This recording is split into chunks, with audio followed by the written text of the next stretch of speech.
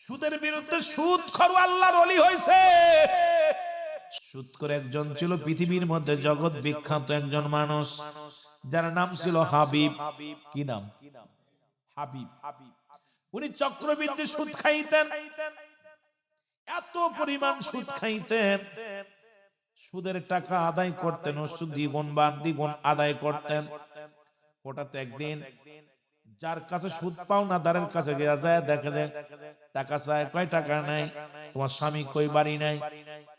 ঘরের ভিতরে আকিকার গোশত দিয়েছিল, এই গোশতটা ঢেকে রাখছে, তেল নাই, লবণ নাই, মরিচ নাই, রান্না করার মতো কোনো ব্যবস্থা নাই। ভিতরে ঢুকে বলে, তুমি টাকা দিতে পারো না, টাকা দাও, সুদের টাকা দাও। তখন ভিতরে দেখে একটা পাতিলের মধ্যে গোশত ঢাকা রয়েছে। উনি জোর করে হাবিব সেই গোশতখানা ছিনিয়ে নিয়ে গেল। নিয়ে যায়, কয় আমার টাকা দিতে পারো না, আবার গোশত খাইতে চাও? কয় না ভাই, আমি গোশত খাই না, এটা পাশের বাড়ি আকিকা হয়েছে, আমাকে একটু গোশত দিছে, আমি মশলার অভাবে, মরিচ নাই, তেল নাই, লবণ নাই, রান্না করতে পারি নাই, এই জন্য রেখে দিছি। আমি গরিব মানুষ, জোগাড় করতে পারি নাই, সন্তানেরা না খেয়ে আছে, এই গোশতটুকু আপনি নিয়েন না।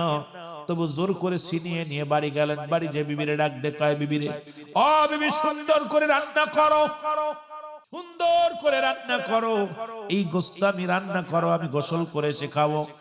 রান্না হয়ে গেল, সুন্দর করে রান্না করে পাতিলের মধ্যে রেখে দিছে। উনি গোসল করে এসে যখন পাতিলটা উঠাইছে, দেখে এক টুকরা গোশত নাই, সব রক্ত হয়ে গেছে। জোরে বলো আল্লাহু আকবার। সব গোশতগুলো যখন রক্ত হয়ে গেছে, তখন এই পাতিলের দিকে তাকায় একটা চিৎকার মেরে বলে, আল্লাহ, আমি জোর করে গোশত নিয়ে আসি, রান্না করলাম, এটা তুমি রক্ত করে দিতে পারো? পৃথিবীর মধ্যে আমি যে কত মানুষের কাছে জোর করে সুদ খাই, আল্লাহ, আমার অবস্থা কেমন করবার আল্লাহ রব্বুল আলামিন।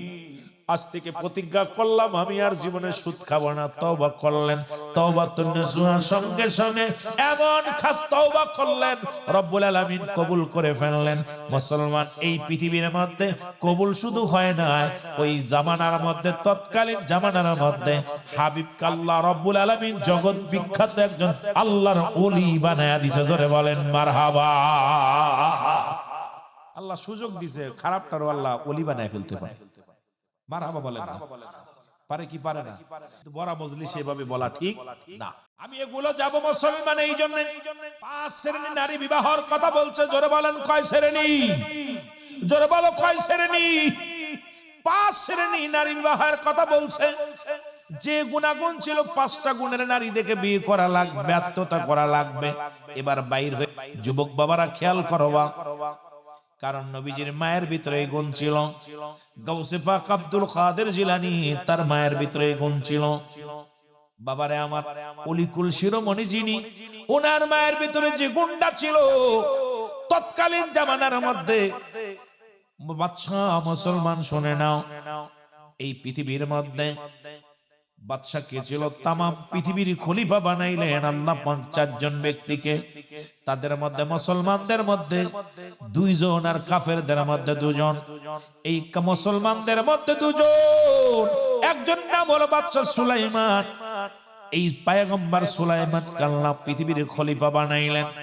আমার বাবারা আমার, এই খলিফা যখন বিবাহর বয়স হলো, তখন উজির যায় বলে, হুজুর আপনার বিয়ের বয়স হয়ে গেছে, বিয়ে করা লাগবে।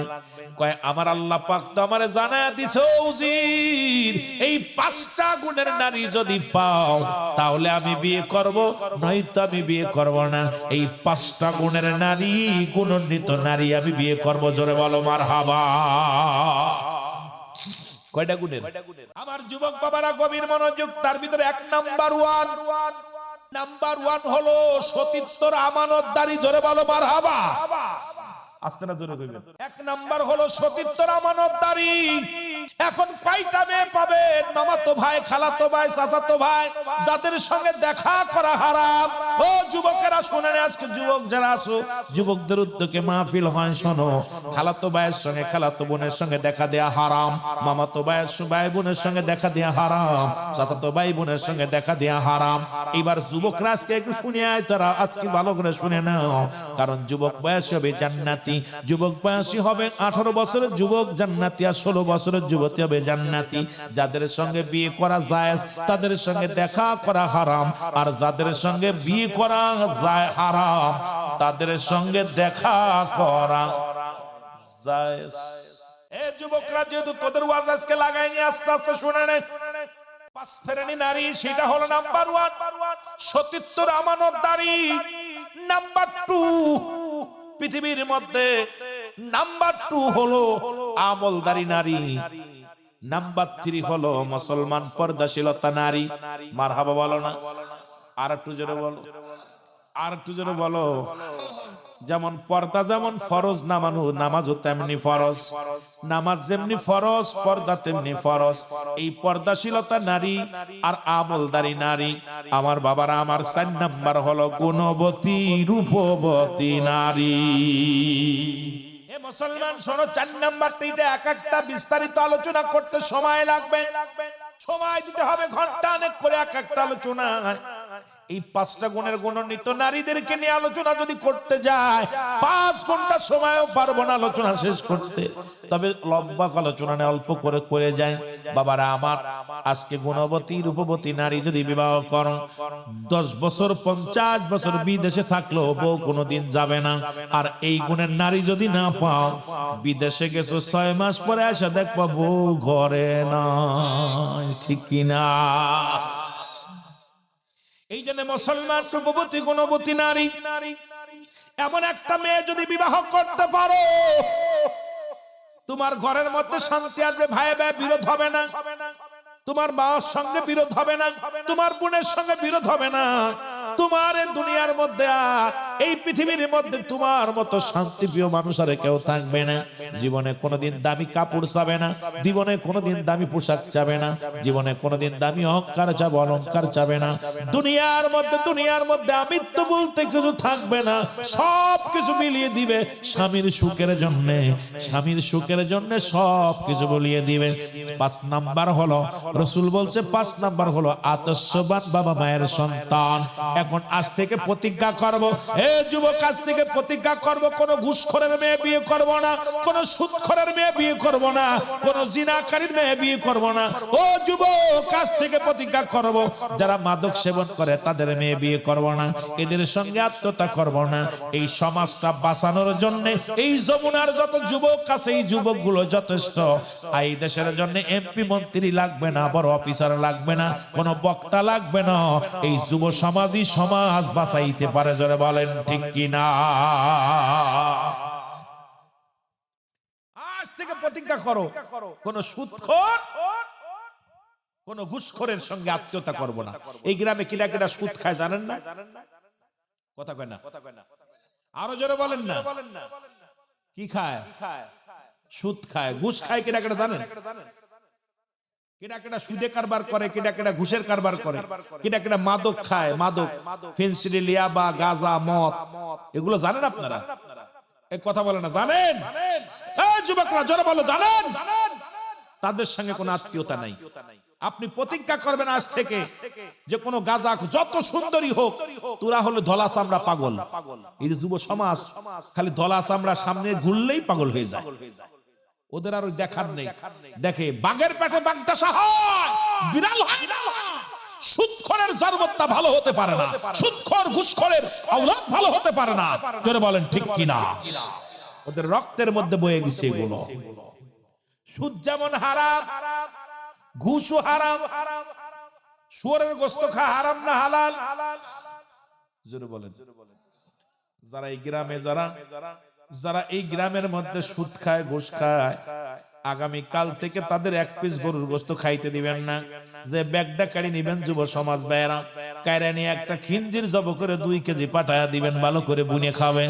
কারণ তাদের নসিবে যেমন সুদ হারাম, ঘুষ হারাম। সুতরাং খাবা ঘুষ আর সুদ, খাবা গরুর গোশত চলবে না, জোরে বলেন ঠিক কিনা? চলবে না এগুলো। এগুলো বদলাইতে হলে যুব সমাজ পারে। জোরে বলেন পারে কি পারে না? জোরে বলেন পারে কি পারে না? যুব সমাজ পারে এই সমাজটাকে পরিবর্তন করে দিতে। কিন্তু তোমরা ওদিকে যাবা না। ওই ঘুষখোরে যদি সুন্দরী মায়ে থাকে, পার স্যান্ডেল ক্ষয় হয়ে যায় ঘুরতে ঘুরতে, সুদখোরের মায়ে ঘুষখোরের মেয়ে বিয়ে করার জন্য পাগল হয়ে যাও। কারণ বাবা প্রতিজ্ঞা করো, ভ্যান চালকের সঙ্গে আত্মীয়তা করব, রিক্সা চালকের সঙ্গে আত্মীয়তা করব, দিন মজুরির সঙ্গে আত্মীয়তা করব, তবু সুদখোর ঘুষখোরের সঙ্গে কোনো সম্পর্ক রাখব না। কিডা কিডা রাজি আছো একটু হাত দুখানে তুলে দেখা। কেলে হানো তা দুটাও না ঘটনা কি না ভালো লাগে? সুদখোর গুলো ঘুষখোর গুলো ভালো লাগে? ভালো লাগে?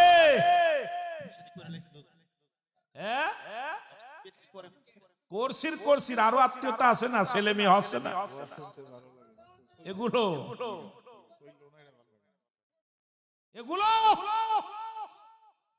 মুসলমান শুনে নাও। রাসূলুল্লাহর কদমের মধ্যে একজন যুবক, নবীজি বললেন বেগানা নারীদের কথা বললেন, দেখা হারাম, খুব খেয়াল। নবীজির কদমের মধ্যে একজন যুবক ছিলেন যিনি 5 ওয়াক্ত সালাত, 5 ওয়াক্ত নামাজ প্রতিনিয়ত রাসূলুল্লাহর পিছে এসে আদায় করতেন। 1 ওয়াক্ত নামাজ কাজা দিলে মুসলমান 80 হুতবা পরিমাণ জাহান্নাম। এখন যদি বলি কয়জন 5 ওয়াক্ত সালাত আদায় করছেন? ওয়াজ শোনা নফল বন্দেগী, নামাজ হলো ফরজ। নামাজ কি ফরজ? এখন আপনাদের এলাকায় মনে হয় যমুনার লোক কাছে কয় নামাজ পড়ি আর না পড়ি ইমান ঠিক আছে। ওই একজন মদ খাচ্ছে, বাইরে পানি খা দিয়ে মনে পড়ছে, মজ ভিজা পানি খা হারাম, মাকরু।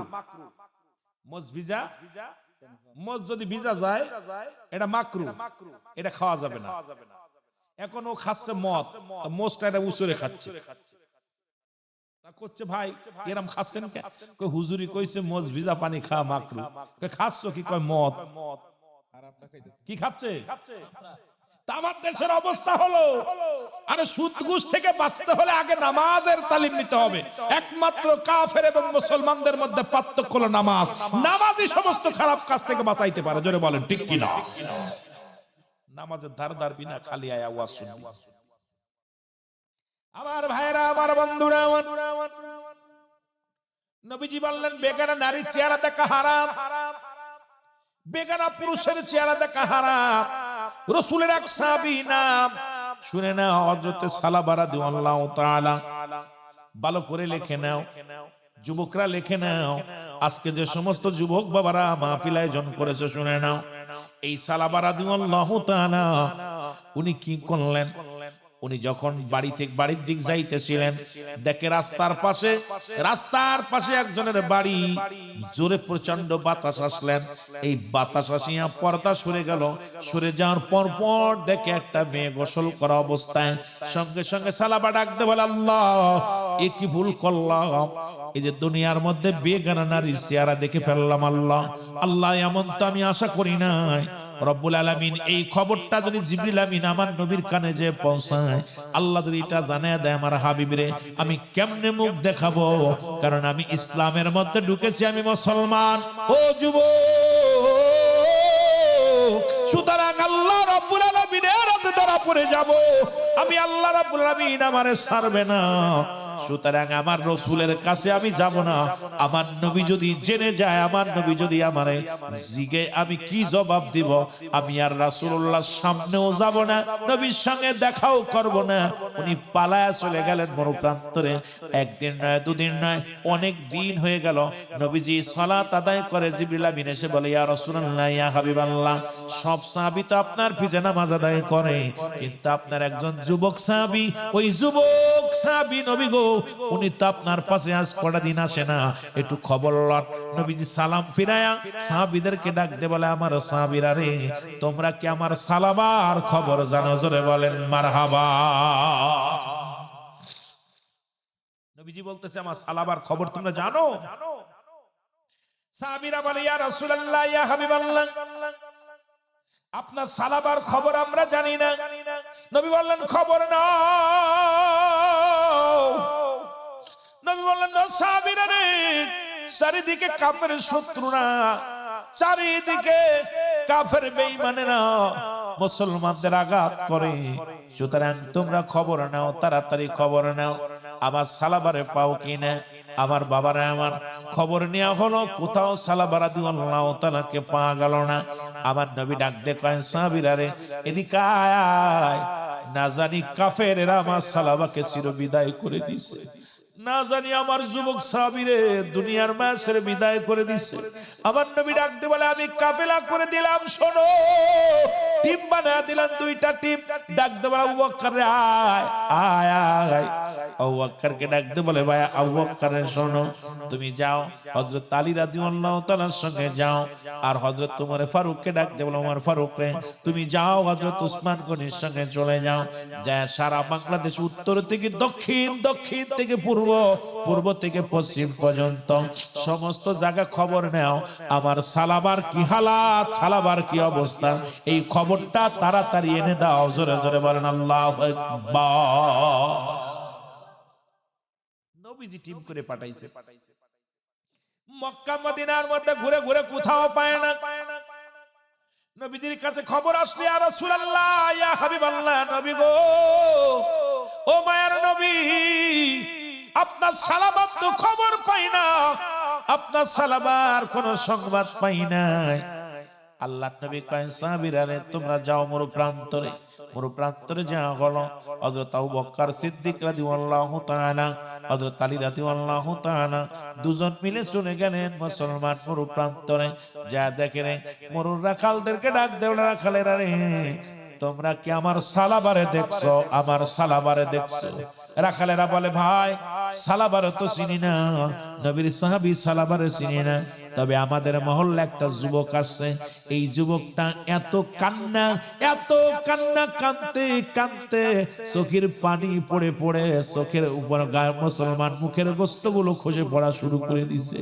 এই লোকটা সারাদিন কিচ্ছু খায় না, যখন সন্ধ্যা সকাল হয়ে যায় পাহাড়ে চলে যায়, সন্ধ্যা পর্যন্ত পাহাড়ের উপরে মাথা ঠুকায় ঠুকায় কাঁদতে কাঁদতে কাঁদতে যখন সন্ধ্যা লেগে যায় আবার নিচে এসে চলে আসে। তোমরা যাও ওই লোকটার কাঁদন দেখে আমাদের বনের পশুগুলো খানা ছেড়ে দিছে, আমাদের উটগুলো খানা খায় না, আমাদের বকরিগুলো খানা খায় না। যাও ভাই আবু বকর রে নবীর প্রিয় সাহাবী যাও তোমরা, আমরা তো সালাবারে চিনি না, ওই লোকটা যদি তোমাদের সালাবা হয় তাকে তাড়াতাড়ি মহল্লা থেকে সরায় নাও।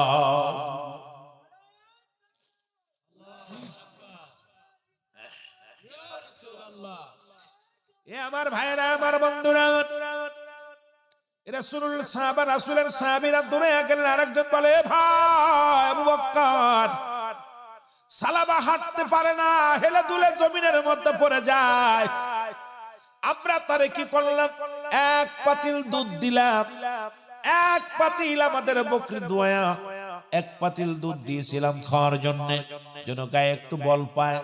কিন্তু সালাবা এত জোরে জোরে কাঁদতেছিলেন, ওই চোখের পানিগুলো দুধের মধ্যে পড়িয়া পানি আর দুধ একাকার হয়ে গেছে। কান্দার বলে আল্লাহ কি খবরে রব্বে কারীম, আমি তো জাহান্নামে চলে যাব, জাহান্নামী হয়ে যাব, বেগানা নারী চেহারা দেখে ফেলেছি। আর তোমরা পরের মেয়ের হাত ধরে হোটেলে নিয়ে যাও, তোমরা পরের মেয়ের হাত ধরে নিয়ে পার্কে চলে যাও, পরের মেয়ের হাত ধরে মুসলমান কত ডেটিং করো, আল্লাহর কসম তোমাদের অবস্থা কেমন হবে ও যুবক। শোনো শোনো, অধিকাংশ কিয়ামতের ময়দানে অধিকাংশ যুবকের লজ্জাস্থান দিয়ে আগুনের ফুলকি বাইর হবে, আর অধিকাংশ যুবতীর লজ্জাস্থান দিয়ে আগুনের ফুলকি ঢোকানো হবে।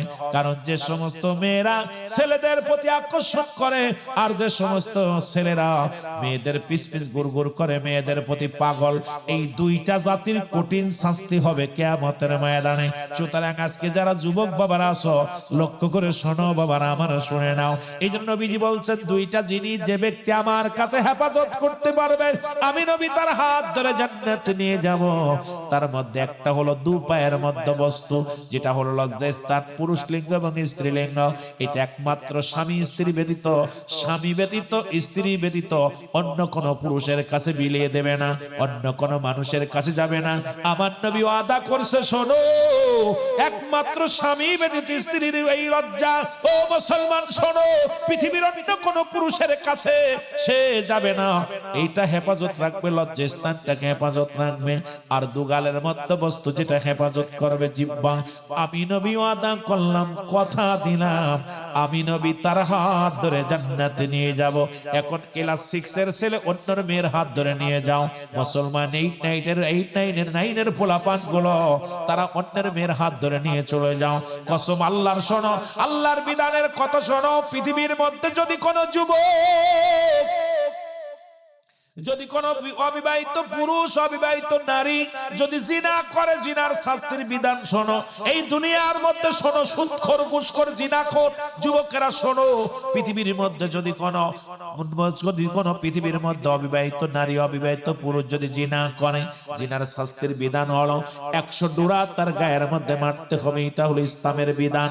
এমন ভাবে মারতে হবে 2-4টে মারা পর জন্য মারা যায়। ওই লোকটার এখন আমাদের দেশে অসংখ্য বাবা মা ওই জিনাকারীর পক্ষ নিয়ে মামলা করে, মুসলমান আদালতে যায়, উকিল ধরে। আরে মুসলমান শুনে নাও, ভালো করে শুনে নাও, জিনার শাস্তির বিধান শোনো। এবার আমার নবীজি বলে গেছে কি, আল্লাহর বিধান মানবানি। ও যুবক, এইবার ওই ব্যক্তি যখন মারা যাবে, মারা গেলে অবিবাহিত থাকার কারণে, অবিবাহিত নারী, অবিবাহিত পুরুষ হওয়ার কারণে ওকে জানাজা পড়ানো যাবে, কাফন পরানো হবে, দাফন করানো হবে। আর বাকিগুলো কবর উপর দিয়ে বেতের আঘাতগুলো তার কবর উপরে মারতে হবে।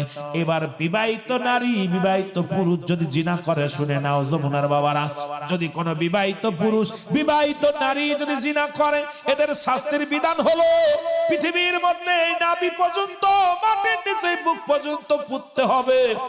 আর এই পাথর নিক্ষেপ করতে হবে। পাথর মুসলমান পৃথিবীর মধ্যে ইট পাটকেল পাথর লোহা যা পাবেন নিক্ষেপ করে ওকে মেরে ফেলবেন। যখন নিশ্চিত হয়ে যাবেন মারা গেছে, এই মারা গেলে তখন তারে উত্তোলন করবেন, খুঁজে উঠাইবেন। খুঁজে উঠাইয়া যুবকেরা শুনে নাও, পৃথিবীর মধ্যে কোনো বিবাহিত নারী জানাজা পাবে না, বিবাহিত পুরুষ জানাজা পাবে না, বিবাহিত নারী পুরুষ কাফন পাবে না, দাফন পাবে না, তাদের কোনো কবর দেওয়া যাবে না। দিবালয়ে তাদের কুকুর শিয়াল দিয়ে লাশটা খাওয়া দিতে হবে। এই যমুনার মধ্যে যে সমস্ত যুবকরা অন্যের বোর কাছে যাও, অন্যের মেয়ের কাছে যাও, যে সমস্ত নারীরা অন্য পুরুষের কাছে যাও, তাদের কোনো গোরস্থানে শোয়ানো যাবে না, তাদের দাফন করানো যাবে না, তাদের কাফন পরানো যাবে না, তাদের দিবালয়ে তাদের কুকুর শিয়াল দিয়ে লাশটা খাওয়া দিতে হবে। একটা বিচার যদি এই যমুনার জমিনে হতো, আমার বিশ্বাস এই জমিন থেকে জিনা ব্যভিচার চিরতরে পালায়া যেত।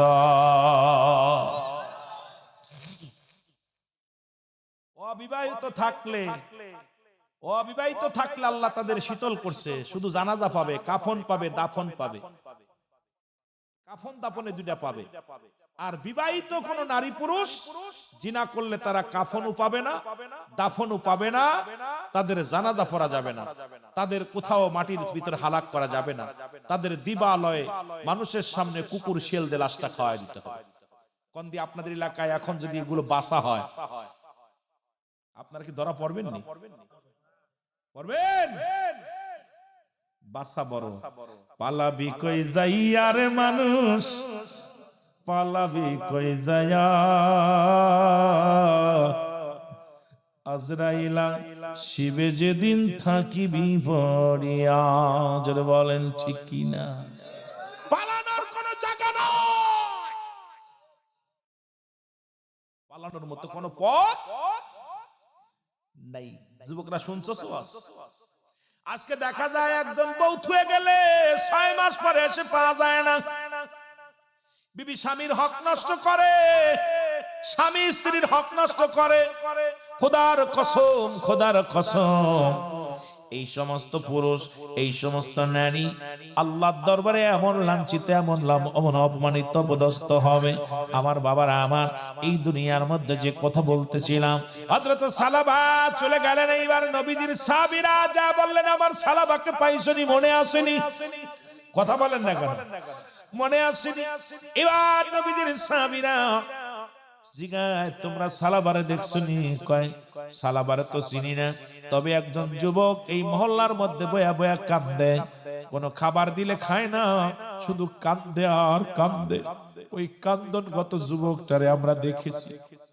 আবু বকর রাদিয়াল্লাহু তাআলা ডাকতে বলে, ভাই আলী, নিশ্চিত আমাদের সালাবা হবে রে, চলো যাই দেখে আসি। যায় দেখে রে সালাবা সেজদার মধ্যে পড়ে কাঁদে রব্বুল আলামিন। আদম নবী কেঁদেছিল রে, রব্বানা জালামনা আনফুসানা ওয়া ইল্লাম তাগফির লানা ওয়া তারহামনা লানাকুনান্না মিনাল খাসিরিন। এর ডাকতে বলে রব্বুল আলামিন,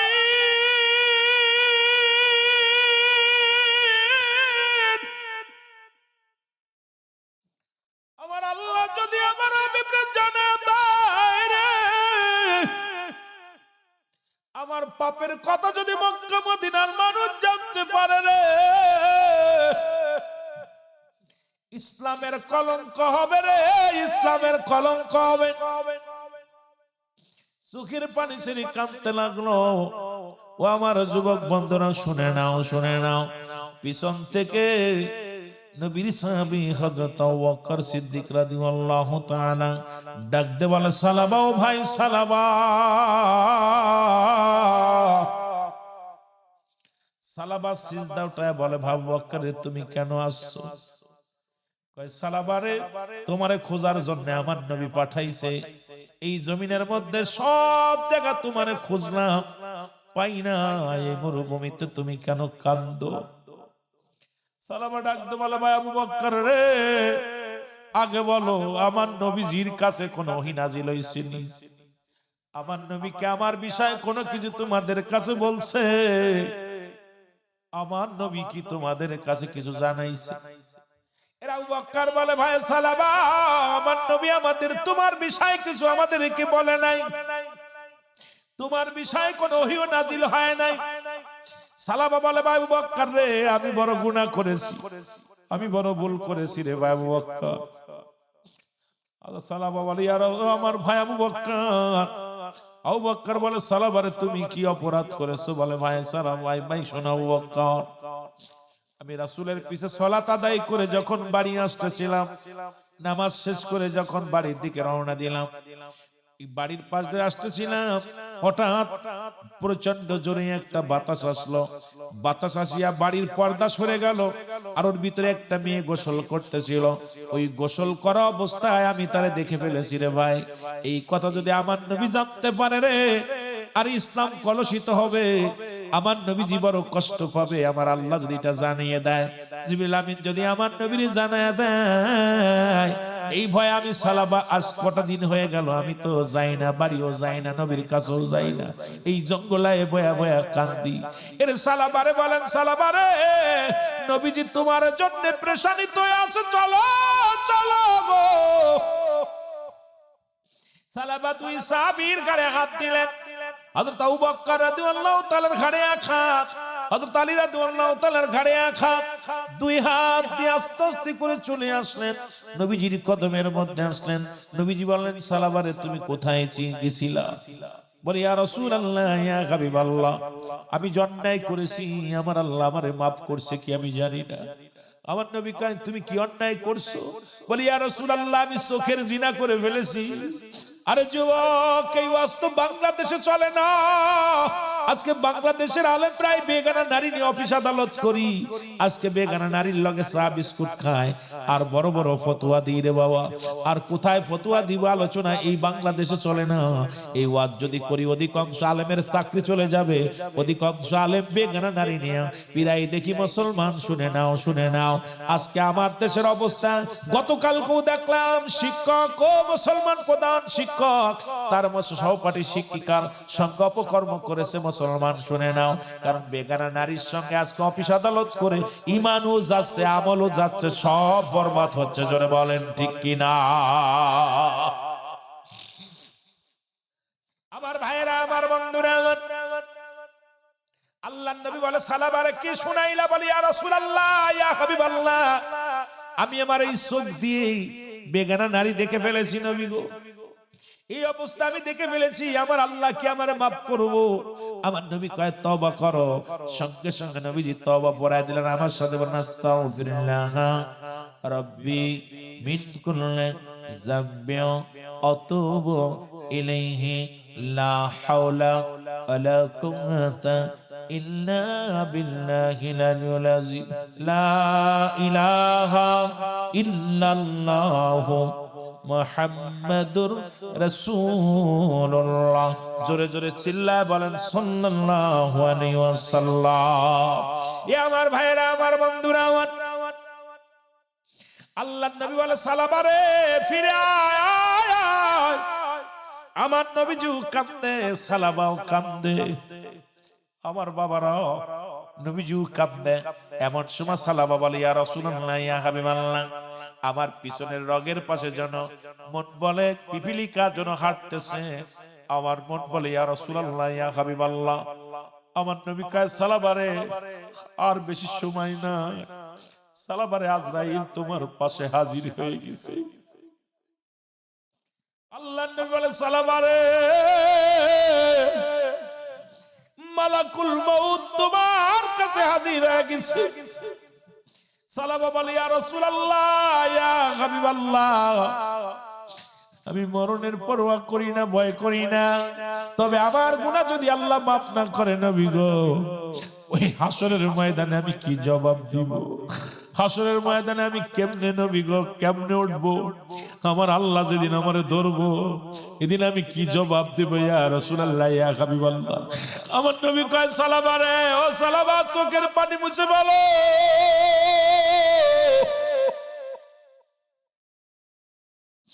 আল্লাহর নবীর সাহাবী সালাবা চোখের পানি মুছে বলল। মালাকুল মউত এসে গেল, নবীজি হাতখানা বাড়ায়া দিলেন, সালাবা হাতখানা ধরলেন, আর ধরিয়া মুসলমান কালেমা পড়তে পড়তে দুনিয়া থেকে বিদায় হয়ে গেল। আশহাদু আল্লা ইলাহা ইল্লাল্লাহু ওয়াহদাহু লা শারীকা লাহু ওয়া আশহাদু আন্না মুহাম্মাদান আবদুহু ওয়া রাসূলুহু। সালাবা বিদায়, সালাবার মৃত্যু হয়ে গেল। দেখেন বাবা, একটা খালি চোখে বেগানা নারী দেখার ভয়ে কাঁদতে কাঁদতে জীবনটা দিয়ে দিল। আমি আপনি কত পাপ করলাম, অনুশোচনা হয় না, একবার অনুশোচনা হয় না। আরে বাবা, আগামীকাল সূর্যোদয় হবে কেউ জানি না, কারণ মরণ আমাকে ডাকছে, যে কোনো মুহূর্তে মালাকুল মউত আসতে পারে। আমার মরণের পৃথিবীর মধ্যে আসার একটা সিরিয়াল আছে, যার কোনো সিরিয়াল নাই। দেখা যায় দাদা জিন্দা, বাবা জিন্দা, সন্তান দুনিয়ার মধ্যে নেই। কি কখন কে দুনিয়া থেকে বিদায় নেবে কেউ বলতে পারি না।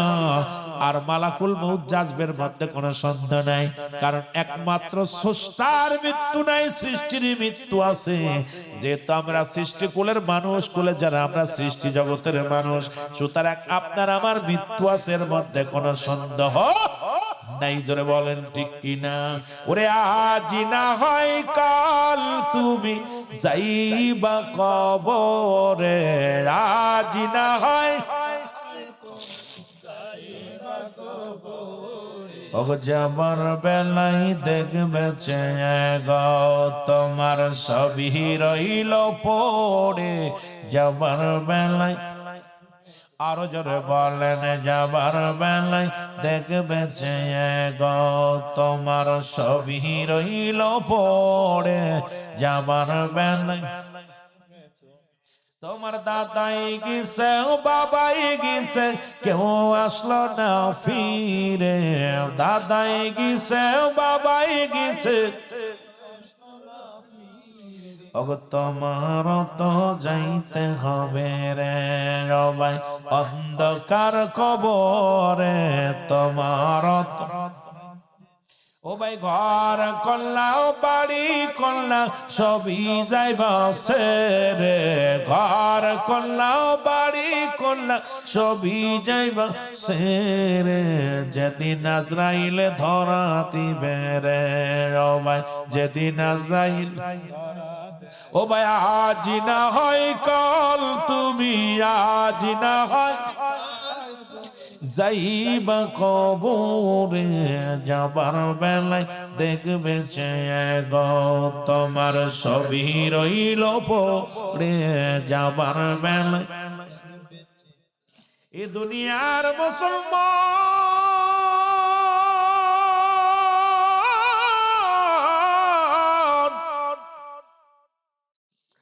নবীজি বললেন সালাবারে গোসল করা গো। সালাবারে গোসল করানো হলো,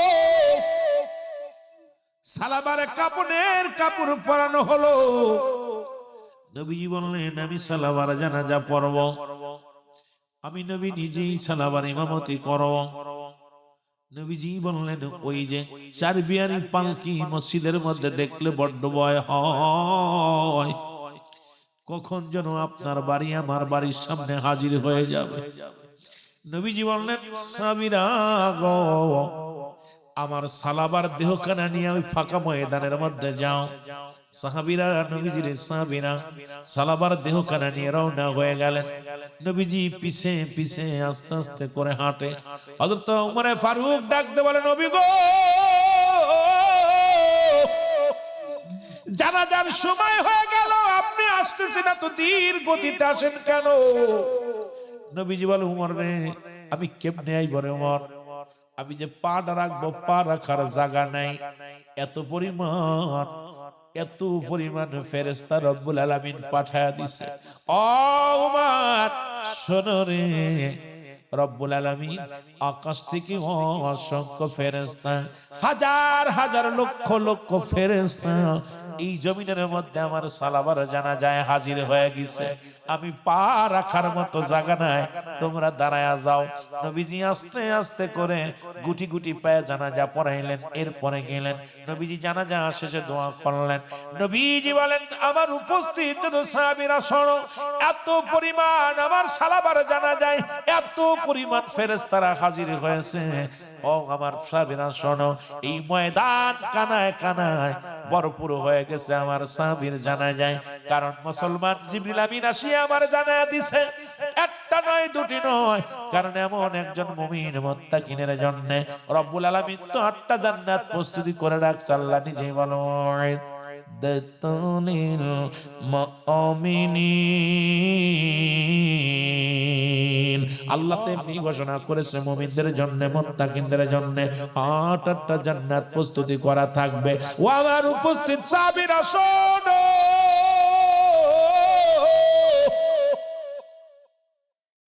ওই জান্নাতি ফেরেশতারা আসিয়া রে জান্নাতের দরজা খুইলা আমার সালাবার জন্য অপেক্ষা করে। আয় আয়, একটা নয় দুটি নয়, 8টা জান্নাতের দরজাগুলো খুলে দিছে। আয় আয়, আহলান সাহলান, স্বাগতম জানাইতেছে রে যুবক। আমি যুবকদের বলি, এমন কায়দা যদি তুমি মরণ হতে পারো রে মুসলমান, ও মুসলমান, একটা নয় দুটি নয়, 70টা করে হুর পাবি কবরে গেলে রে মুসলমান। জান্নাতে গেলে এই দুনিয়ার নারী নারী নয়, এই সুন্দরী নারী নারী নাই রে মুসলমান। জান্নাতি একটা মানুষের জন্য 70টা করে হুর, 70টা করে গেলে মান রব্বুল আলামিন প্রস্তুতি করে রাখছে রে মুসলমান। এদের দুনিয়ার মধ্যে যদি আলো বাতাস, এরা যদি একটু মুসলমান একটা আঙ্গুল যদি বাইর করতো গো, এই দুনিয়ার আলো বাতাস আর মেনে যেত। হুরদের ভিতরের চামড়া গোশতগুলো রক্তগুলো দেখা যাবে রে মুসলমান, এই ভিতরের রগগুলো পর্যন্ত দেখা যাবে। এত সুন্দরী নারী, এত সুন্দরী হুর দিবে একজন জান্নাতি পুরুষের জন্য। এইগুলো যদি পাইতে হয়, এই দুনিয়ায় ছেড়ে দাও সুদ, ছেড়ে দাও এই দুনিয়ার ঘুষ, ছেড়ে দাও এই দুনিয়ার জিনা, ছেড়ে দাও ব্যভিচার, ছেড়ে দাও এই দুনিয়ার মধ্যে হকের পথে চলো, হালাল খাদ্য খাও, 5 ওয়াক্ত সালাত আদায় করো, পিতামার খেদমত করো। যদি তুমি ওই হুর পাইতে চাও, জোরে জোরে চিল্লায় বলা যাবে না মারহাবা, আর একটু জোরে জোরে চিল্লায় বলা যাবে না আল্লাহু আকবার। মহব্বতের সঙ্গে দুরূদ শরীফ পড়েন আল্লাহুম্মা।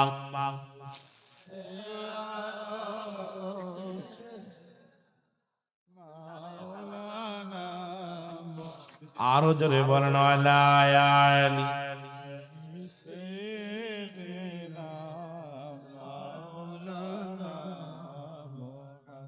ওয়ালা আলি সাইয়্যিদিনা। ওরে আমি যদি যাই গো মারা, আমি যদি যাই গো মারা বিদেশের মাটিতে, লাশটায় আমার পৌঁছাই দিও মায়েরি কলেতে রে, লাশটায় আমার পৌঁছাই দিও আরো জোরে বলেন, লাশটাই আমার পৌঁছাই দিও মায়ের কলেতে। ওরে আমি যদি যাই গো মারা যাও, আমি যদি বিদেশের মাটিতে, লাশটাই আমার পৌঁছাই দিও মায়ের কলেতে। ও বলো, লাশটাই আমার চরমের পরে যে কলেতে রাখছে আমার মা,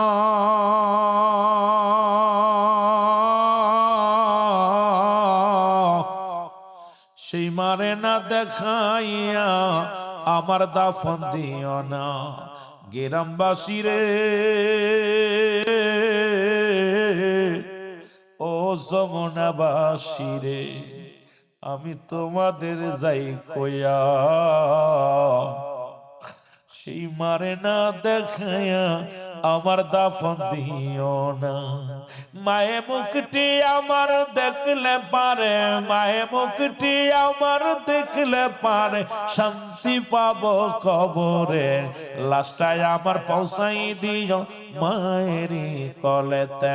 ভালো, লাশটাই আমার। বাবা তাড়াতাড়ি, অনেক আলোচনা রয়েছে, শেষ করতে হইব। ওরে আমি যদি যাই গো মারা, আমি যদি বিদেশের মাটিতে, লাশটাই আমার পৌঁছাই দিও মায়ের কলেতে। ওরে লাশটাই আমার। গ্রামবাসী রে,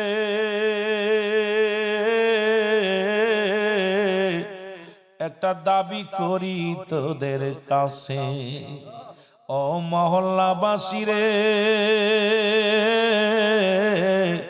আমি বিনয় করি তোদের। এই জগতে মায়ের মতো নাই কেউ আপন।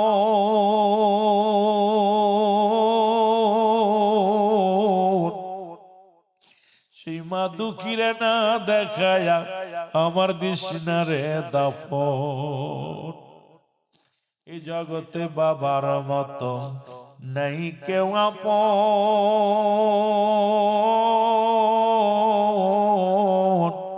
সেই মা বাবারে না দেখায়া আমার দিশনারে দাফন। আমার মায়ের মুখটি দেখলে পারে, মায়ের মুখটি দেখলে পারে, শান্তি পাবো কবরে। লাশটাই আমার পৌঁছাই দিও মায়ের কলেতে। বলো, লাশটাই আমার। ওরে আমি যদি যাই গো মারা, আমি যদি বিদেশের মাটিতে, লাশটাই আমার পৌঁছাই দিও মায়ের কলেতে। ভালো, লাশটাই আমার। গ্রামবাসী রে,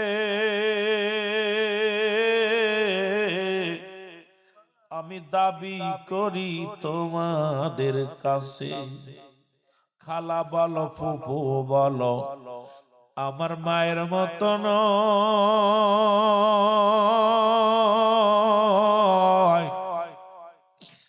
চাচা বলো, খালু বলো, আমার বাবার মতো নয়, তারা বাবার মতো নয়। খালা বলো, চাচি বলো, আমার মায়ের মতো নয়।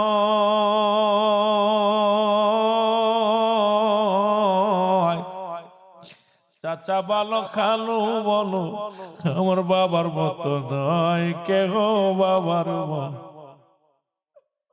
ওরে সারা জীবন কাঁদবে মায়ে, সারা জীবন কাঁদবে মায়ে, সন্তানের আশায় হস্ত তুলে করবে দোয়া, নাজাত দেও আল্লাহ। বলো, হস্ত তুলে করবে দোয়া, নাজাত দেও আল্লাহ।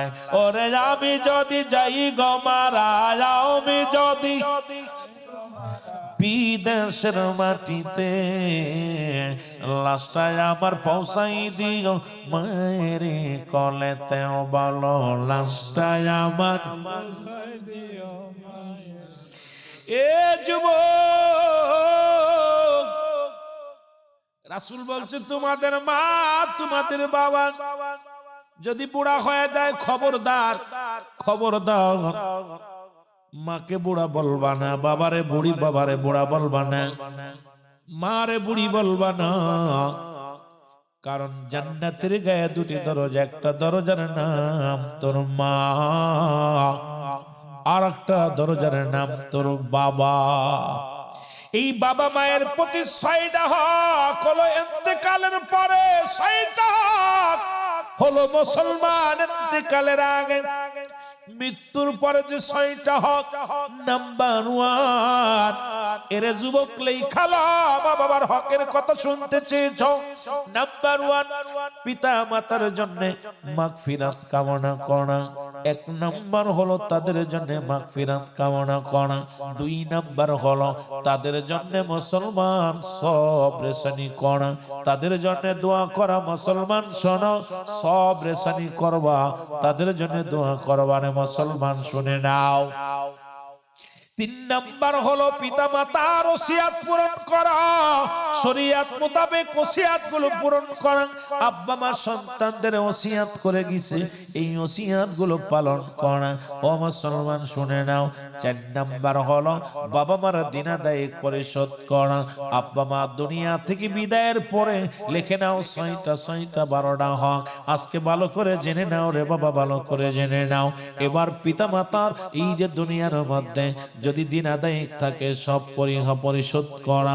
আমার বাবারা, আমার 5 নাম্বার হলো পিতা মাতার আত্মীয় স্বজন যারা আছে তাদের খোঁজ খবর নেওয়া, তাদের সঙ্গে ভালো ব্যবহার করা।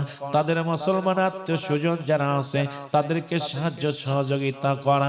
এখন দেখা যায় বাবা মারা গেলে বাবার আত্মীয় যারা আছে তাদের চিনি না, মা মারা গেলে মার আত্মীয় স্বজন যারা আছে আমরা চিনি না। তোর মা কবরে শুইয়া শুইয়া গজবের মধ্যে থাকবে, বাবা শোন, ও বাবা শোন, খালা আছে মুসলমান, খালা তো ভাই বোন আছে, কত মামা মার কত বান্ধবী আছে, মা জননীর কত বন্ধু বান্ধব ছিল, যত বান্ধবী গুলো ছিল মুসলমান, তাদের সঙ্গে ভালো ব্যবহার করা। আত্মীয় স্বজন যারা আছে তাদের সঙ্গে সুসম্পর্ক রাখা। ও যুবক,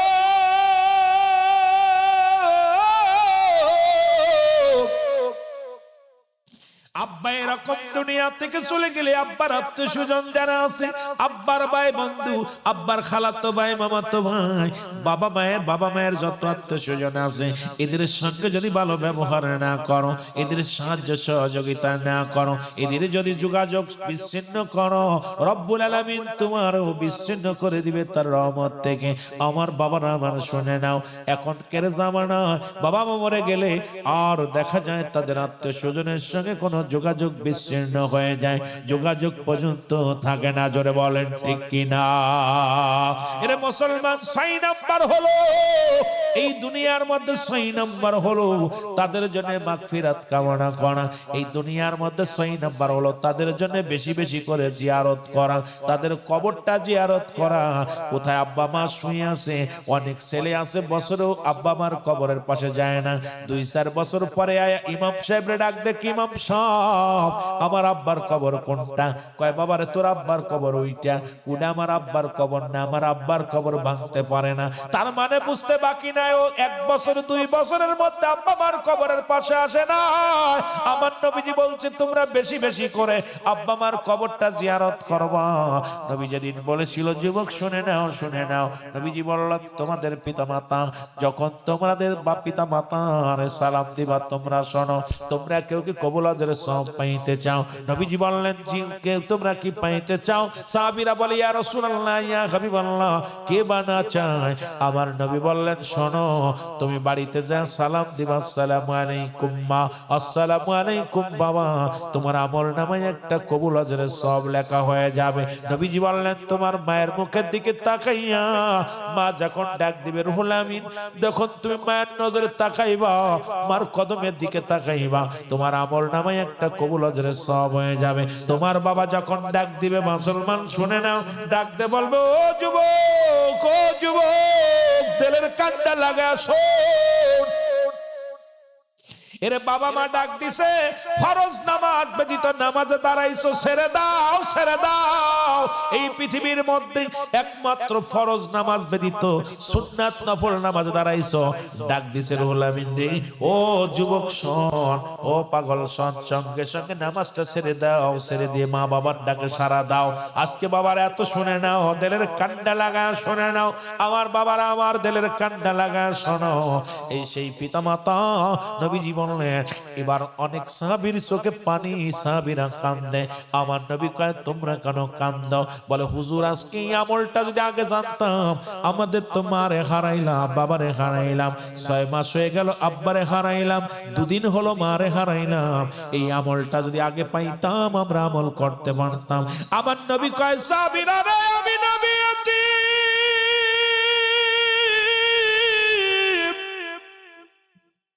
এই পৃথিবীর মধ্যে আমিও নবীর মা নাই রে, আমিও নবীর বাবা নাই রে।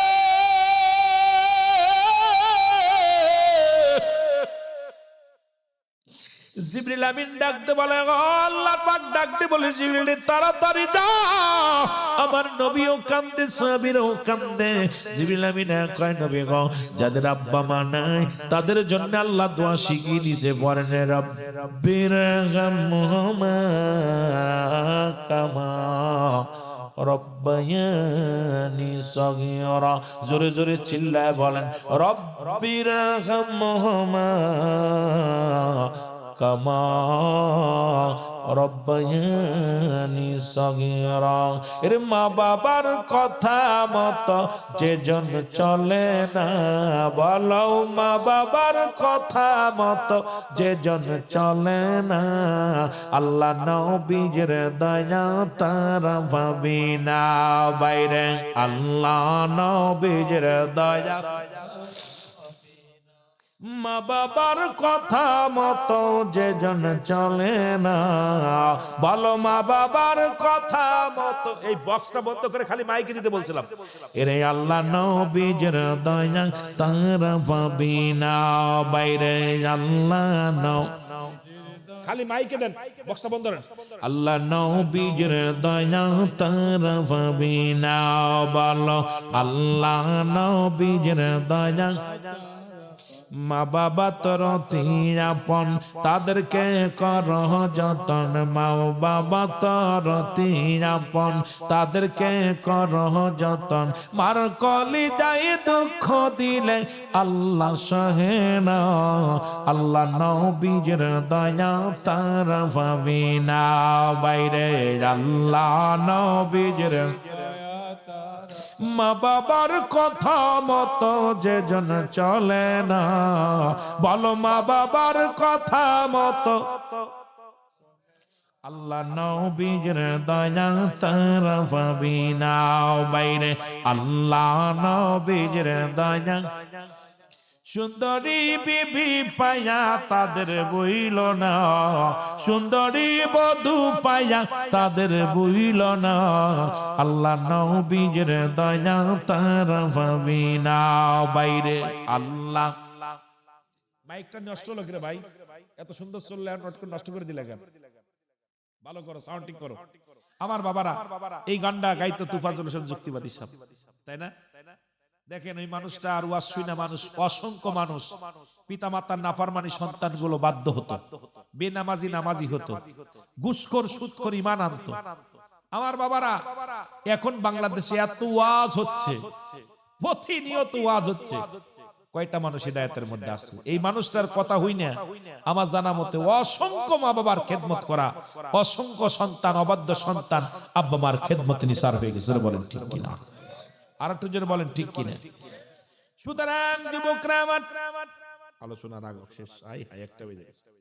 যে কথাগুলো বলতেছিলাম, পিতা মাতা এই দুনিয়ার মধ্যে বড় নিয়ামত। আমি বড় আশ্চর্য হয়ে যাই, গাড়ির মধ্যে লেখা থাকে মা বাবার দোয়া, বাড়ির মধ্যে লেখা থাকে মা বাবার দোয়া, ব্যানের মধ্যে লেখা থাকে আপনি বুঝাইবো মা বাবা দোয়া করলে গাড়ির মালিক হওয়া যায়, বাড়ির মালিক হওয়া যায়। এটাও লিখে রাখো, আব্বা মা দোয়া করলে আল্লাহর জান্নাত পাওয়া যায়। জোরে বলেন ঠিক কিনা? আর একটু জোরে জোরে চিল্লায় বলো মারহাবা। মা বাবা হচ্ছে পৃথিবীর মধ্যে বড় নিয়ামত। আব্বা মা পৃথিবীর মধ্যে বড় নিয়ামত। সেটা হলো কিয়ামতের ময়দানে আমার বাবারা, যে সমস্ত পিতামাতার সন্তানেরা যারা চোখ আংড়ায় কথা বলবে, কিয়ামতের ময়দানে রব্বুল আলামিন সারাশি দিয়ে এদের চোখ দুইটা তুলে নিবে। দুনিয়ার মধ্যে জীবিত থাকতে নাম্বার 1 তাদেরকে সুখে শান্তিতে রাখতে হবে। সুবহানাল্লাহ বলেন না? আর একটু জোরে বলেন। কি করতে হবে? সুখে, যাদের আব্বা মা বেঁচে আছে তারা কি করবে? সুখে শান্তিতে রাখতে হবে তাদেরকে। মুসলমান গভীর মনোযোগ, তাদের প্রয়োজনীয়তা পূরণ করতে হবে। কি প্রয়োজন?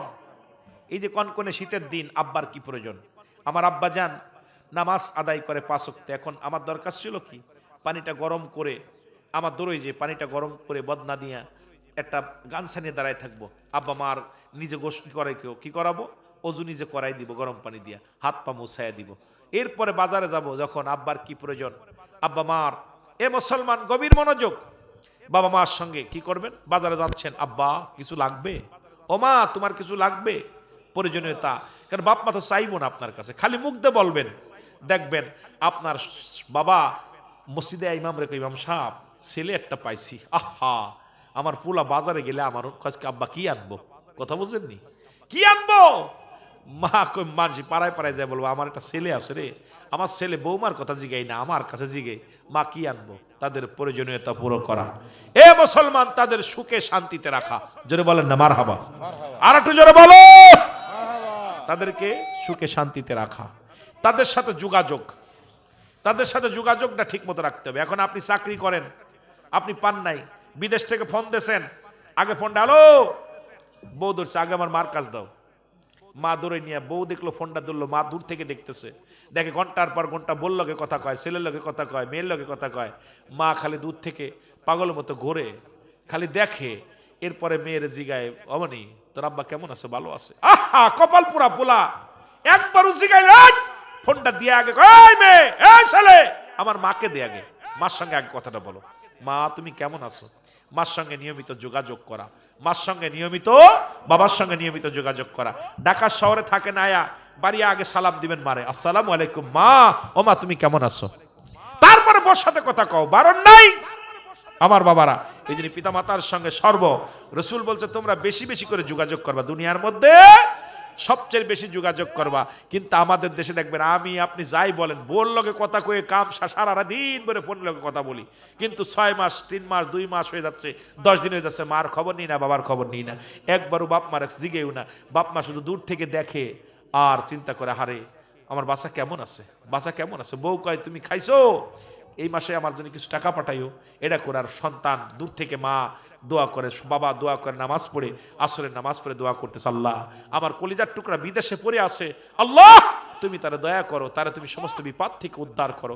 বাবা মা খাইতে চায় না রে বাবা মা। এই দুনিয়ার মধ্যে এত বড় নিয়ামত পায়া যারা হারায়া ফেললি, 3 শ্রেণী মানুষের দোয়া কবুল হয় না। নাম্বার 1 পিতামাতার নাফরমানি সন্তান, নাম্বার 2 এতিমের মাল ভক্ষণকারী, নাম্বার 3 হিংসুটে মানুষ। এই 3 শ্রেণীর মানুষের দোয়া আল্লাহ কবুল করে না। আল্লাহু আকবার বলেন না? আর একটু জোরে বলেন। এ আমার ভাইয়েরা, এইবার শুধু তাই নাই, পিতামাতারে আমাদের আপনাদের পিতামাতা যাদের আছে, তাদের প্রয়োজনীয়তা পুরা করতে হবে। এমন ভাবে তাদের দরকার কি জিনিস, প্রয়োজনীয়তা খেয়াল রাখবেন। শীতের দিন আসতেছে, আপনার কি লাগবে, খেতা কম্বল কি লাগবে, কিগুলো লাগবে, আব্বা মার প্রতি সৎ ব্যবহার করা, তাদের সঙ্গে উচ্চ আওয়াজে কথা না বলা। পিতামাতা ডাক দিছে, রুহুল আমিন এ দুনিয়ার মুসলমান,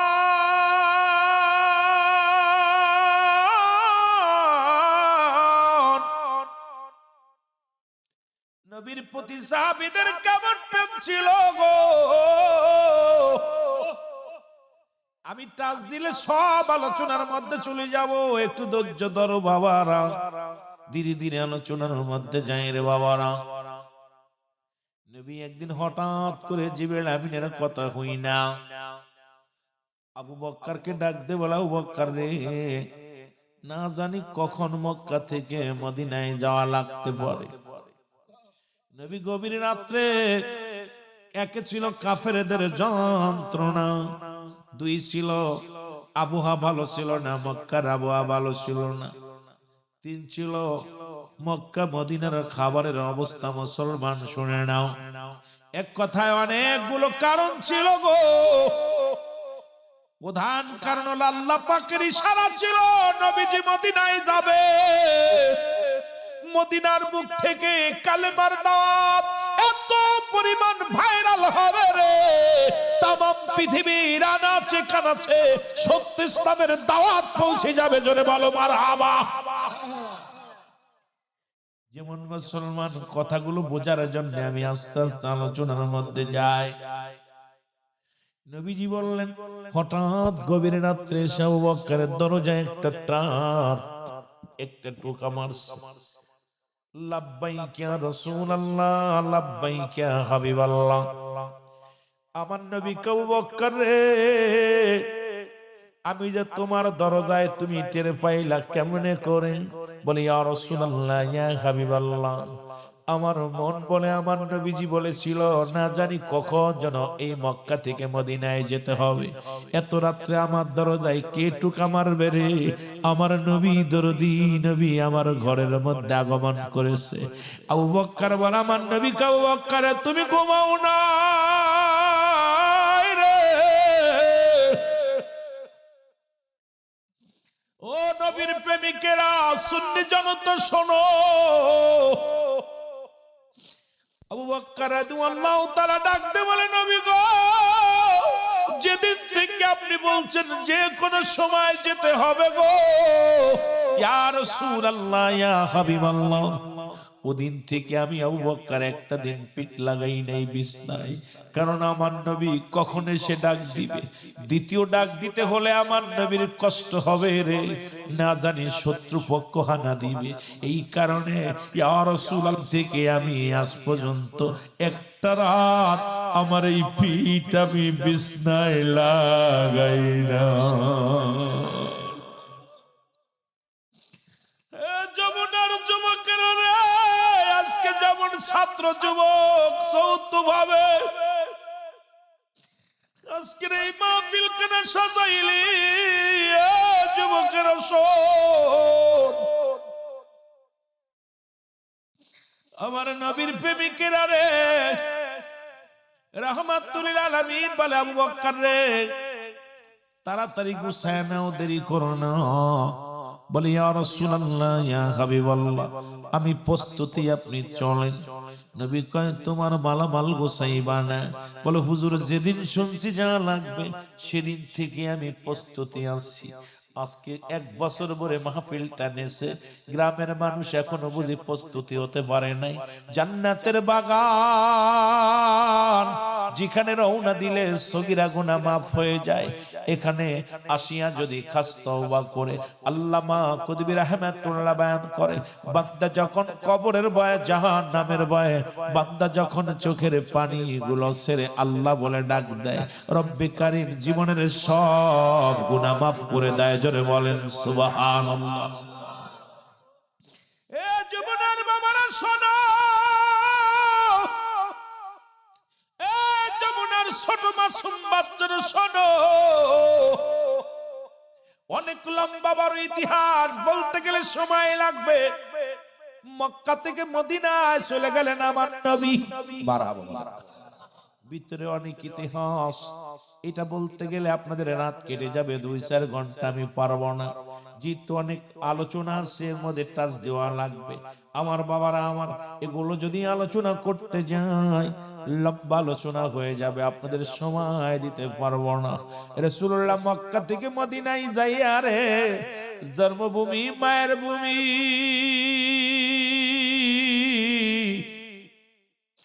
নবী আমার বারবার ফিরে তাকায় আর চোখের পানি ছেড়ে কান্দে।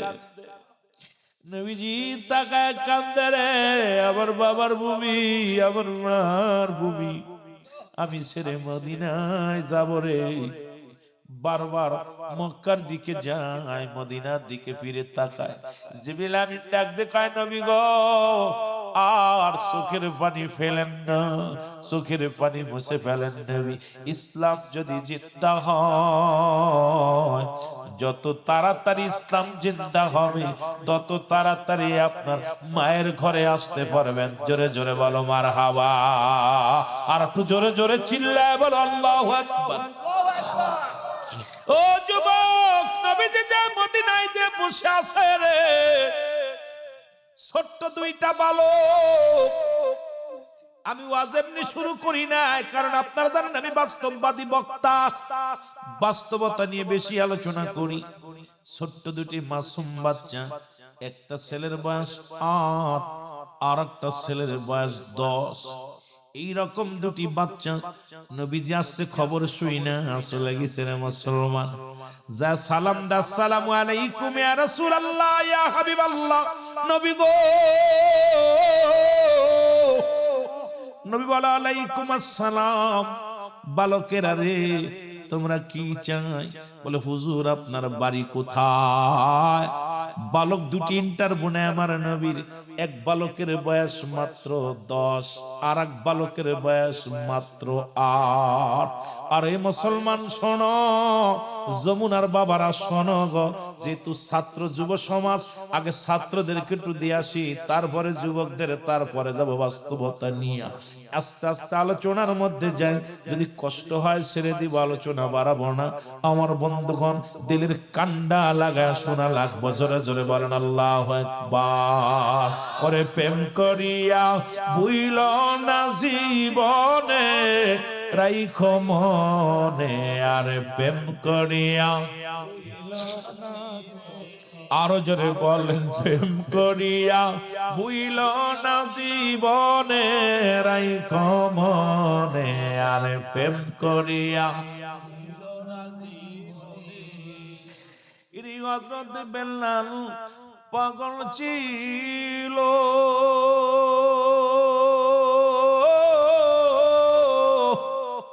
পাঁচ ওয়াক্ত আযান দিত গো। ওরে আজানেতে মিলত নবীর শানে, হায় হায় আজানেতে মিলত নবীর শানে, রাইখো মনে। আর প্রেম করিয়া হইল না জীবনে, বলো প্রেম করিয়া হইল না জীবনে, আরো জোরে, প্রেম করিয়া হইল না। ওয়াসকুরুনি পাগল ছিল,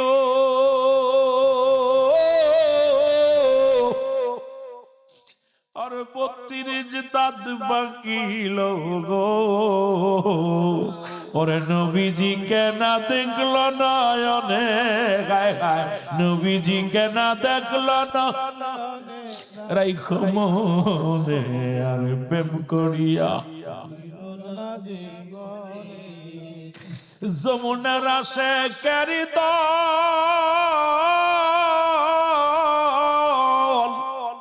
ওই নবী চিনিয়া খোদারে ডাক। এর যমুনার যুবকের দল, সেই নবী চিনিয়া আল্লাহরে ডাক। পরে থাকবে না ভয় মিজানের ময়দানে, হায় হায় রবে না ভয় হাসর ময়দানে, রাইখো মনে। প্রেম করিয়া,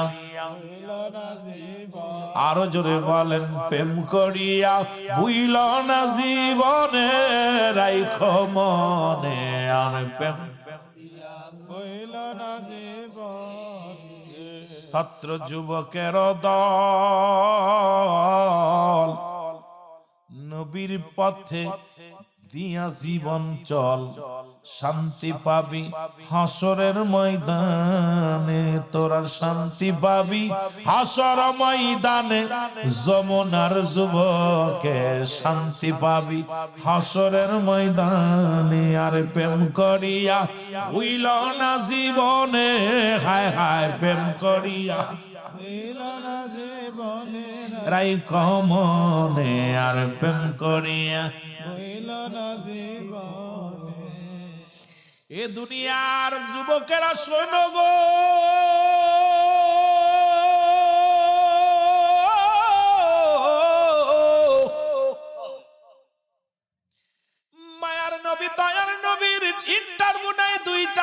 যাইয়া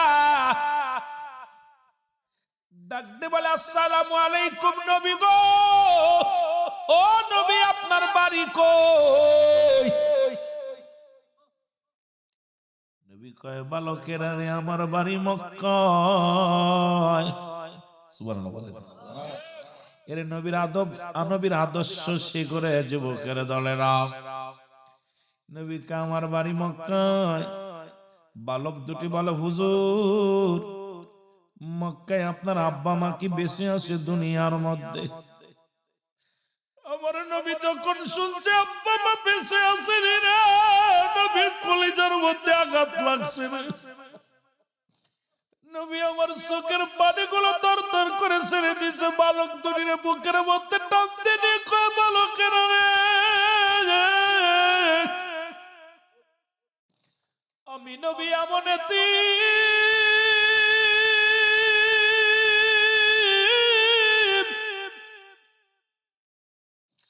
এই দুনিয়ার মধ্যে মাও নাই বাবাও নাই। বালক দুটির মুখে যখন নবীজি মা বাবার কথা বলছে, নবী চোখের পানি ধরে রাখতে পারে না। বালকের রে, আমি মা হারা বাবা হারা, আমি এতিম। বালক দুটি ডাকতে বলে, নবী গো, আপনি কেন মা বাবা যদি নাই তাহলে কেন আপনি মক্কা থেকে মদিনায় আসলেন? নবী কয়, বালকেরা রে, আমি আসছি কালেমার দাওয়াত দেওয়ার জন্য মদিনার মানুষের। দুটি বালক ডাকতে বলে, হুজুর মক্কায় কি কোনো মানুষ নাই? আপনি মদিনায় আসলেন, মক্কা নগরে কি কোনো মানুষ নাই যাদেরকে আপনি কালেমার দাওয়াত দিবেন? নবী বলে, আছে। ওরা আমাকে যন্ত্রণা দিছে, ওরা আমারে কষ্ট দিছে। বালক দুটিরে নবী বলতেছে, ও বালক, ওরা আমারে কষ্ট দিছে, আমারে অনেক যন্ত্রণা দিছে। বালক দুটি বলে, নবী গো, ওরা কি মানুষ? ইয়া রাসূলুল্লাহ, ইয়া হাবিবাল্লাহ, আপনার মুখের দিকে তাকাইলে দুনিয়ার সব যন্ত্রণা দূর হয়ে যায়।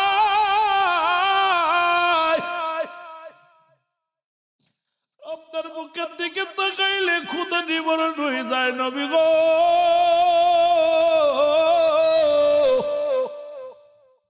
আপনাকে মক্কার মানুষ কেন যন্ত্রণা দিল?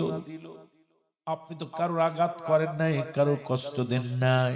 নবী কয়, না না, কষ্ট একটা দিয়েছি, সেটা হলো লা ইলাহা ইল্লাল্লাহু মুহাম্মাদুর রাসূলুল্লাহ। বালক দুটো বলে, হুজুর অপরাধ কি এটা? বলেছি এটাই অপরাধ, কারণ লা ইলাহা নাই, কোন ইলাহা ইল্লাল্লাহ এক আল্লাহ ছাড়া, মুহাম্মাদুর রাসূলুল্লাহ আল্লাহ পাকের প্রেরিত রাসূল বা বান্দা হলো আমি নবী। অপরাধ হলো এটা আমার। আমার নবীর বালক দুই ডাকতে কয়, নবী গো, আগে বলেন ওই মক্কার সবচাইতে বেশি কষ্ট আপনাকে কে দিছে? দেখছেন বালক দুইটার প্রেম। নবী গো, মক্কার নবীর মক্কা নগরে কে আপনারে সবচেয়ে বেশি কষ্ট দিছে? আমার নবী চোখের পানিগুলো ফেলায় বলে, বালক রে, ওই মক্কা নগরে দূর সম্পর্কে আমার এক আত্মীয় প্রভাবশালী মানুষ, তার নাম হলো আবু জেহেল। সব চাইতে কষ্ট দিছে আমি নবীরে আবু জেহেল। জোরে জোরে চিল্লায়া বলা যাবে না আল্লাহু আকবার। বালকের লগে নবীর কথা হচ্ছে, দেখছেন নি কেমন প্রেম কাকে বলে? বালক দুটো বলে, ভাই, ছোট ভাই বড় ভাই আত্মাদের কয়, ভাই, আরে এই মানুষটার কষ্ট, যার আব্বা নাই, যার মা নাই, এই মানুষটার মুখের দিকে তাকাইলে এই মানুষটা তো কোনোদিন কারোর ক্ষতি করতে পারে না। মানুষটা দেখলে সব দূর হয়ে যায় যন্ত্রণা। এই মানুষটারে মারছে। দুই ভাই প্রতিজ্ঞা করছে, ভাই, যদি কোনোদিন আমরা মক্কায় যেতে পারি, আমরা আবু জেহেলকে মেরে ফেলাইব। সুবহানাল্লাহ।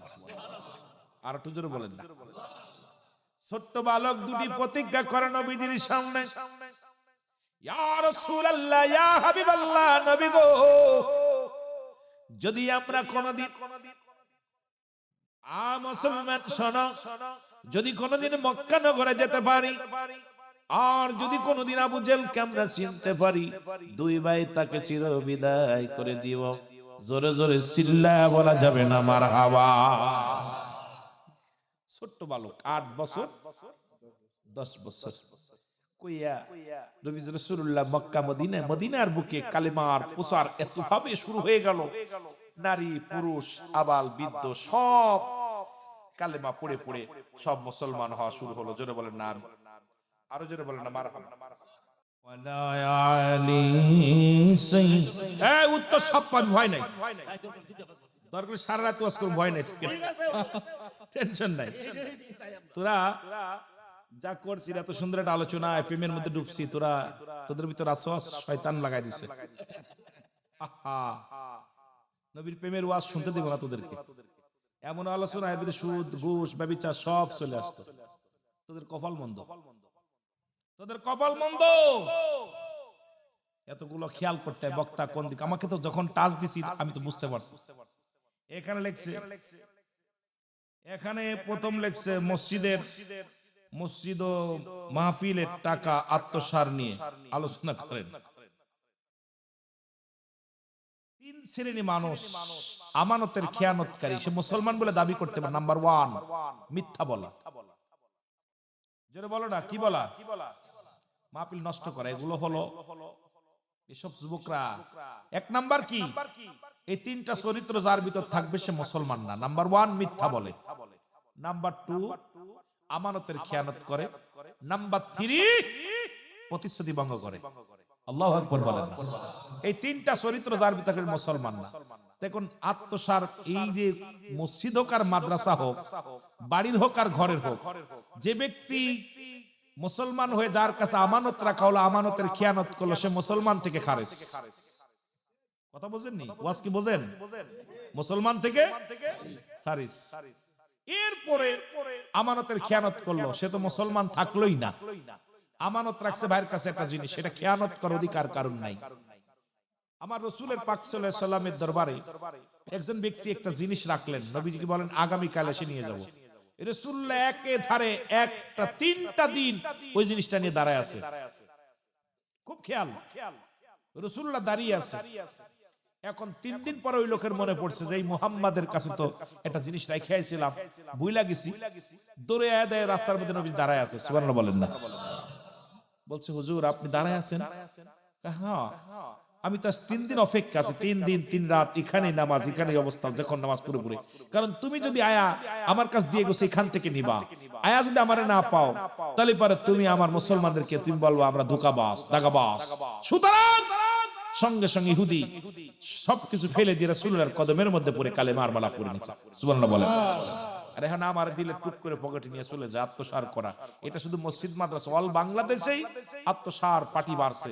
এগুলো এটা সবচেয়ে বড় দুঃখজনক ব্যাপার। সুতরাং এটা নিয়ে 1 নাম্বার ওয়াজ শেষ। এটা কথা বুঝেছিস? ওয়াজ বুঝছস? রাসূল একটা উদাহরণ দিয়েছি, আত্মসার করা যাবে না, সে মুসলমান না। যারা বলেন ঠিক কিনা? তাহলে প্রশ্ন দিবে, এইগুলো উত্তরই খালি দেয়া যাবে, ওয়াজ আর করব না। ভাই বলছে সারা রাত না, হইতো না। আমিও ঘন্টার আলোচনা করে শেষ করতে চাইছিলাম, কিন্তু যেহেতু প্রশ্ন যত দিবে অফেন প্রশ্ন করো, সমস্যা নাই, করো। এগুলো পারলে দিব। আমি তো সব জানা আছে তাও তো না বাবা, আমি যে সব জানি না আর আপনারা সব জানেন এমন না। আমার যেটা জানা আছে আপনাদের সেটা জানা নাই, আপনাদের যেটা জানা আছে আমার সেটা জানা নাই। যারা বলেন ঠিক কিনা? আরেকটা লেখছে হুজুর দয়া করে কবরে আযাব, মা বাবার হক নিয়ে একটু আলোচনা করবেন। কবরে আলোচনা করতে সুন্দর একটা সুদ ঘুষ নিয়ে একটু আলোচনা করবেন। এটা তো আমার আগে আমার কানে কানে বলে দিছে, আমার ভাই বলে দিচ্ছে, সেটা তো চলবেই। সুদ কি হারাম না হালাল? জোরে বলেন। হারাম না হালাল? এখন মা বাবার ওয়াজ, মা বাবার মোট 12টা হক। কয়টা হক? জোরে বলেন কয়টা? 12টা হক। তার মধ্যে জীবিত থাকতে 6টা হক, মৃত্যুর পরে 6টা হক। কয়টা? জোরে বলেন কয়টা? ওগের ওয়াজ শেষ করি, তারপর আমরা পারলে করবানি, না পারলে না করব। ওয়াজ আগে শেষ করার পর যারা ওয়াজ মুনাজাত দিমু, বাকিগুলো যা করে করুক। ওয়াজ শেষ করিনি, 2-10 মিনিট শেষ করব। কি কন কষ্ট হইব? আপনাদের কথা কইলেই তো হয়ে গেল। এত ওয়াজ আমি 10 মিনিট 5 মিনিট সেরে দিতে পারি, আপনাদের ওয়াজ হলেই হলো। কথা কন না? এটা বলছে রে, এটা হইতো না। আমি হক যে কথাগুলো ওয়াজ করে দিলেই হয়ে গেল। আমি এত বিস্তারিত করতে যাইতাম কি? আলোচনার ভিতরে বেঘাত ঘটানো কত বড় ক্ষতিকারক জানেন? একটা ওয়াজ করতে গেলে আমার বাবার ক্ষমতা না, আকাশের নিচে জমিনের উপর আমার মতো নরাধন আলোচনা করার মতো ক্ষমতা আমার নাই। এগুলো আমাকে টাচ দিছে, আলোচনা কোন দিকে যায় মন নেয় দেখতে হয়, তারপরে না হইলে বলতে হয় হুজুর ওদিকে যাই না, একটু টাচ দেন। এটা হলো আদব। কথা বুঝেননি? এগুলো খুব খারাপ। ছয়টা একটু মহব্বতের সঙ্গে দুরূদ শরীফ পড়ুন। আল্লাহুম্মা, আপনি যেখান থেকে ছিলেন সেখান থেকে শুরু করে পরে এটা আল্লাহ। এই কমিটির মধ্যে সচ্ছলতা যাদের কমিটির মধ্যে নাই, সেই কমিটির সঙ্গে কাজ করবেন না আপনারা। আমি ছাত্রদেরও বলি, যুবকদেরও বলি, যারা আত্মসাৎ করে, আপনি জানেন কত টাকা আয় কত টাকা ব্যয়, এটা অবশ্যই জানাই দেওয়া উত্তম। সেটা হলো প্রত্যেকটা মানুষের, যারা কমিটি বাদেও অনেকের মনের ভিতরে খটকা লাগতে পারে। আপনি 10 টাকা থাকলেও মসজিদ ফান্ডে থাকবে, 10 টাকা লাগলে ওরা দরকার প্রয়োজন হলে দেবে। নিশ্চিত এটা আপনারা যে কাজটা করছেন ওদের কলিজার মধ্যে আঘাত লাগছে, কাজটা ভালো করেন নাই। অতীতে যারা ছিল কাজটা ভালো করে নাই। আবার যদি সন্দেহ করো, এমনও তো হতে পারে আত্মসাৎ করে নাই, তুমি যে সন্দেহ করলা তুমি তো গুনাহগার হয়ে গেলা। কঠিন ব্যাপার, মাসালা অনুযায়ী চলা কঠিন ব্যাপার। তবে আমি মনে করি যারা সভাপতি আছেন মাহফিল কমিটির, সেক্রেটারি, যারা ক্যাশিয়ার, সবাই এক জায়গায় বসে আমাদেরকে এটা শুরা করা উত্তম। এটা মাহফিলে যখন করবেন, এটা বাইরে চলে যায়। অনেক মাহফিল আছে, মাহফিলের টাকা উঠে মোবাইল কেনে, মাহফিলের টাকা দিয়ে জামা কেনে, প্যান্ট শার্ট কেনে, শার্ট কেনে। কথা বুঝেননি? অনেক আছে এরকম ব্যবসায়ী অনুষ্ঠান, অনেক আছে। খালি আপনাকে এটা না, পৃথিবীর বুকে হৌ চলতেছে। এগুলো অসম্ভব। এই দাগাবাজ আসামি এরা থাকবেই, যেটা বলেন ঠিক কিনা? দাগাবাজ। তবে সবাই তো একরকম না। যদি কেউ আত্মসাৎ করে, আমানতের খেয়ানত করে, রব্বে কারীমের দরবারে তার জবাব দেওয়া লাগবে। মহব্বতের জিকির করেন লা ইলাহা ইল্লাল্লাহ, আর জোরে লা ইলাহা ইল্লাল্লাহ, মহব্বত লা ইলাহা ইল্লাল্লাহ। এ দুনিয়ার মুসলমান শুনে নাও,